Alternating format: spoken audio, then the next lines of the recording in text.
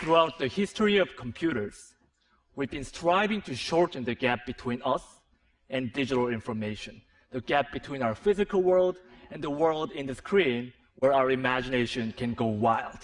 I was trying to bring a part of the physical world to the digital world. I was taking some part of the objects or anything intuitiveness of the real life and bringing them to digital world. Because the goal was to make our computing interfaces more intuitive. And this gap has become shorter, shorter, and even shorter. And now this gap is shortened down to less than a millimeter, the thickness of a touchscreen glass. And the power of computing has become accessible to everyone. But I wondered, what if there could be no boundary at all? I started to imagine what this would look like. As a body architect, I fascinate with the human body and explore how I can transform it. Maybe how about I take my digital world and paint the physical world with that digital information. So now what I can do, I can augment the world around me with this digital information.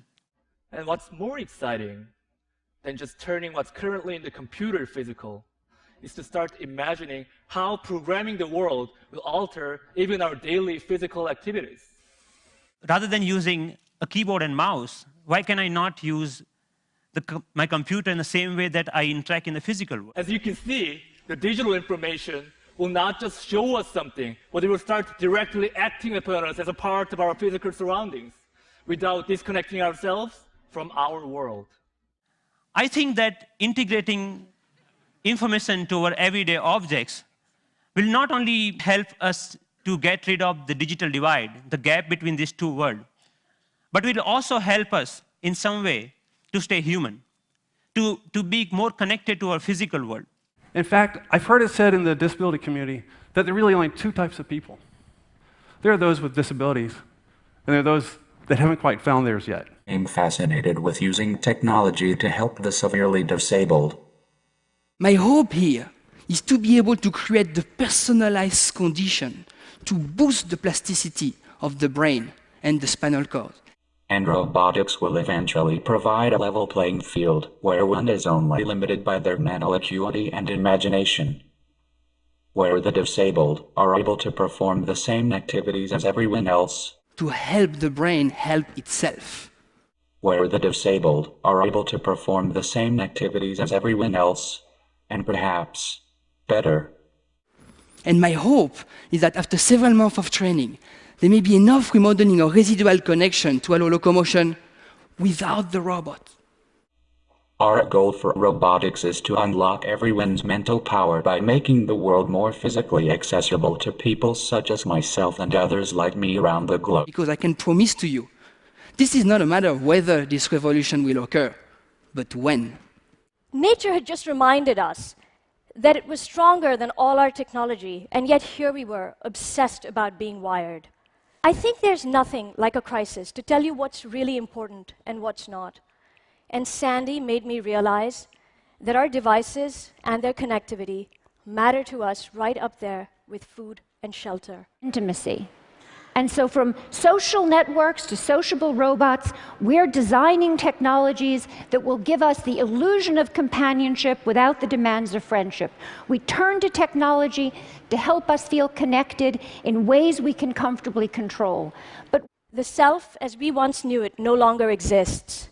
And I think that an abstract digital universe has become a part of our identity. We are not so much in control. These days, those phones in our pockets are changing our minds and hearts because they offer us three gratifying fantasies. One, that we can put our attention wherever we want it to be. Two, that we will always be heard. And three, that we will never have to be alone. And that third idea, that we will never have to be alone, is about the future. I think that technology has altered that flow of time.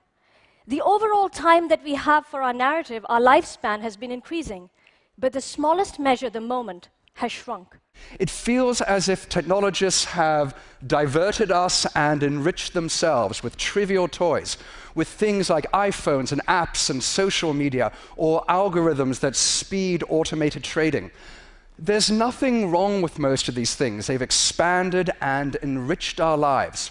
But they don't solve humanity's big problems. Just how can we prioritize in the landscape of the digital now? This digital now is not the present, because it's always a few seconds ahead, with Twitter streams that are already trending and news from other time zones. This isn't the now of a shooting.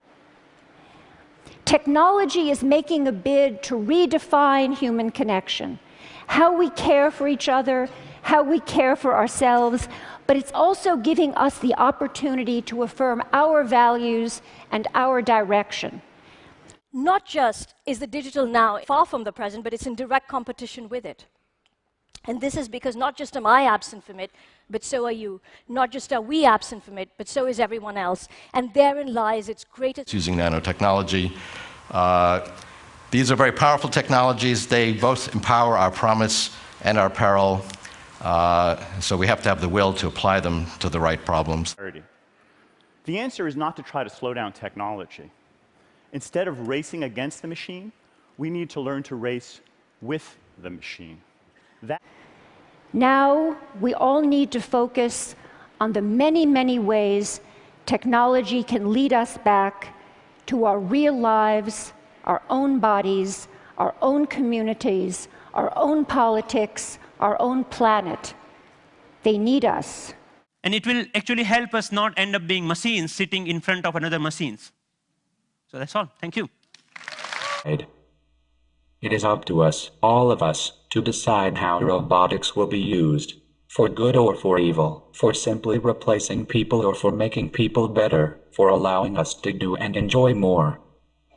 Technology is not destiny. We shape our destiny. And remember, we are only as great as our imagination, as big as our dream. Thank you.